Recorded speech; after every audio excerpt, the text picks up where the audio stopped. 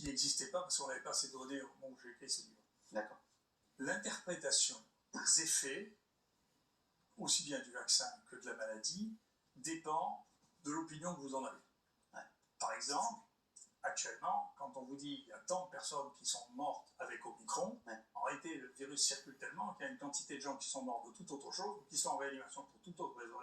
Mais comme on fait des prélèvements Omicron pour tout le monde, on trouve des Omicron dedans, ce qui veut dire que la relation de cause à effet, qui est vraiment un élément essentiel et difficile, c'est souvent multifactoriel les causes, eh bien, elle ne va pas être la même selon que vous pensez qu'on est face à une pandémie qui tue tout le monde, ou que vous pensez que c'est jamais que comme d'habitude un virus qui circule.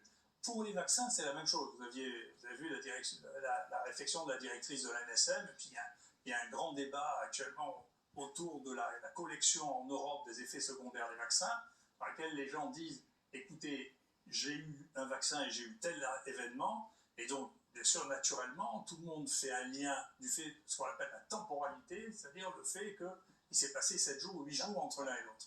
Mais l'interprétation de ça, et vous savez qu'elle a dit 3 fois plus rien que sur le vaccin Covid que ce qu'on avait sur toutes les déclarations de tous les médicaments. C'est très intéressant ce que dit le professeur. Mais comment on interprète ce lien? Donc il y a ceux qui disent non, le vaccin il est pour rien, circuler il n'y a rien à voir, et il y a ceux qui disent non, il y a 100% qui sont liés. Ça a été sûrement entre les deux. Maintenant, comment on fait pour les myocardites? Je vous rappelle que c'est simplement quand on a eu les premières autopsies myocardites, on a dit non, mais c'est vrai qu'il y a les vaccins qui sont associés aux myocardites. Jusque-là, on disait non, mais il y a des myocardites, avant de démontrer. Et l'inverse a été vrai. Moi, je vous rappelle que si on est dans une situation, il y a eu une situation aussi critique vis-à-vis des vaccins, c'est parce que Kouchner a décidé qu'il fallait arrêter la vaccination dans les écoles, parce que quelqu'un avait dit qu'il y avait un lien entre la sclérose en plaques et la vaccination contre l'hépatite B, qui n'a jamais existé. Qui, factuellement, statistiquement, n'a jamais existé. Et aujourd'hui, il y a quand même... Nathalie. Alors, moi, j'ai une question, parce que j'ai mon père qui s'est vacciné et Jean-Pierre en même temps. Alors, c'est la femme de Jean-Pierre.